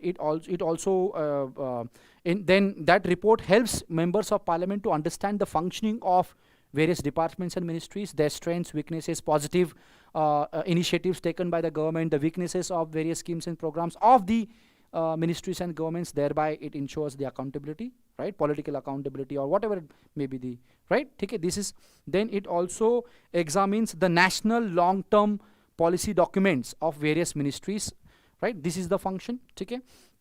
Now write down positive things, okay? See, department-related standing committees, they function without any party bias, okay? Whip does not apply to the members of department-related standing committees. So members of department-related standing committees, they can give their opinions freely without any party bias, without any pressure from the political party, because their proceedings are without any party bias, right? Then department-related standing committee involves almost members of all the political parties in which are there in, which have representatives in Lok Sabha or Rajya Sabha. So it is a very representative body, right? Okay? And it can give valuable suggestions and feedbacks.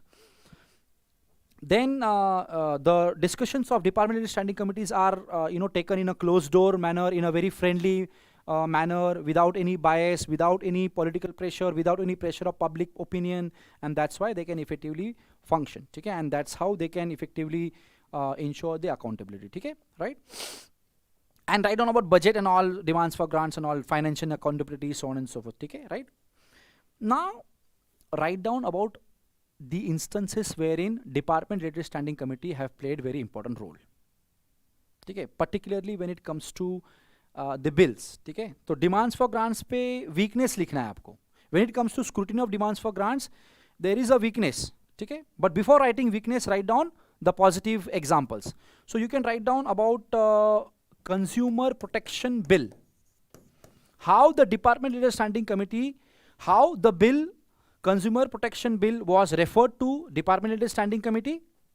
Right? And how department related standing committee gave positive recommendations which were accepted by the government, and that led to enhancing the quality of Consumer Protection Act. Okay, so this Consumer Protection Bill 2015 was referred to department related standing committee, right? Now department related standing committee gave many suggestions, okay, and many of the suggestions were accepted by the government, and government brought in different bill by taking into account the positive suggestions of department related standing committee. This is a positive contribution. This is an example. Now, what are the suggestions? For example, when it comes to Consumer Protection Bill 2015, this bill was referred to Department Related Standing Committee regarding concerning Ministry of Consumer Affairs.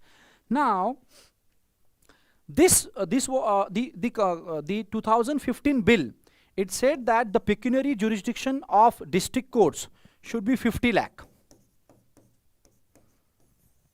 Originally under Consumer Protection Act 1986, the pecuniary jurisdiction of district court was 20 lakh, meaning district court can hear the complaints up to the monetary amount of 20 lakh. Now, Consumer Protection Bill recommended that this particular amount should be increased from 20 lakh to 50 lakh. But Department Related Standing Committee, it recommended that the pecuniary jurisdiction of district consumer grievance redressal forum should be enhanced from 50 lakh to 1 crore. And the state dispute grievance redressal commission should hear the complaints from 1 crore to 10 crore, and national district consumer redressal forum should hear the complaints of more than 10 crore. District code 1 crore, okay? Then state forum from 1 crore to 10 crore, okay? And the national forum 10 crore and 10 crores, more than 10 crores. This was recommended by Department Related Standing Committee, and hence the Consumer Protection Act 2019, which replaced Consumer Protection Act 1986, it has this pecuniary jurisdiction. This was a positive role played by, because government ne propose kiya 50 lakh, inhone wo बढ़ा दिया. That is a good thing. Then the Department Related Standing Committees also recommended it also recommended it also makes certain recommendations regarding misleading advertisements. And the recommendations of Department Related Standing Committee about misleading advertisements, they were accepted by the government. Right? For example, it said that those manufacturers who indulge in misleading advertisements, and those who participate in this misleading advertisement, like brand ambassadors and all, there should be a fine imposed on them, right? But this 2015 bill also provided for imprisonment clause. So Department Related Standing Committee said, no, imprisonment is going too far. It said that the imprisonment clause for misleading advertisement for those who endorse the brand or endorse the misleading advertisement should be removed, because there was so much of hue and cry from the Bollywood industry. So again, this was a positive recommendation. Okay?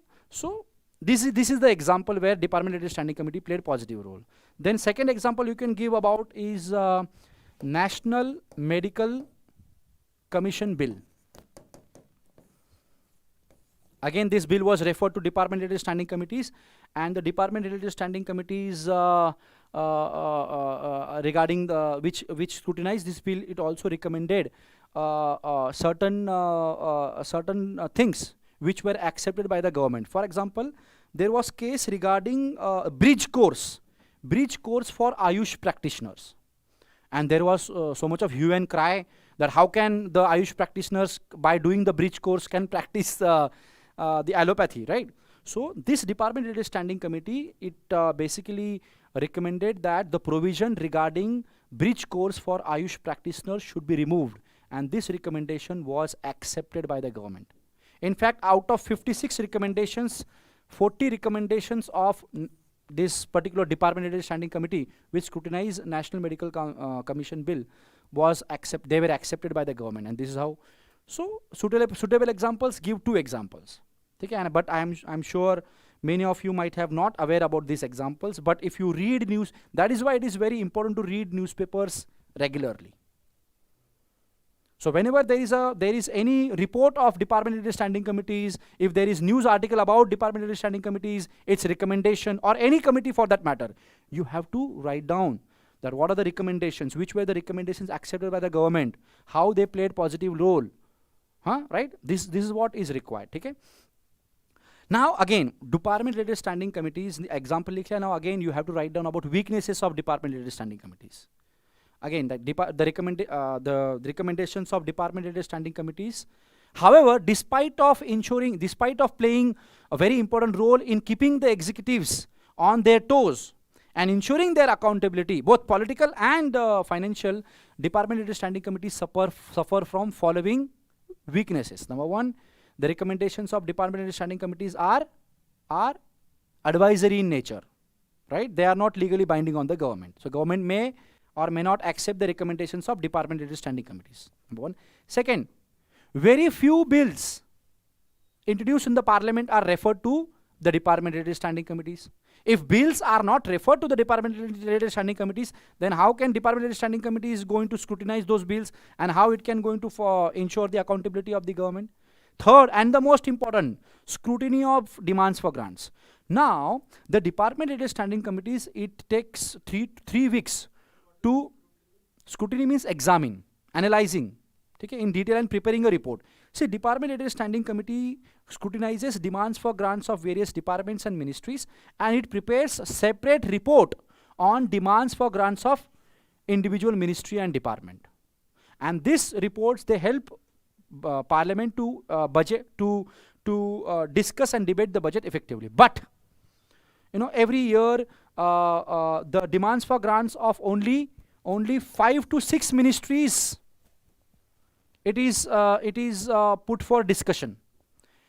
And out of the 5 to 6 ministries, for example, in 2021, only demands for grants of only three ministries, it was discussed and voted upon separately. And the demands for grants of remaining ministries, it was guillotined. Sorry. Guillotine.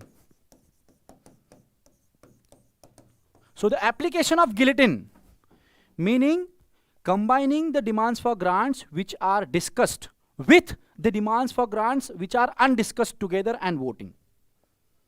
So majority of the demands for grants, 70 to 80% of demands for grants of various ministries, it is voted upon in Lok Sabha without any debate because of lack of time.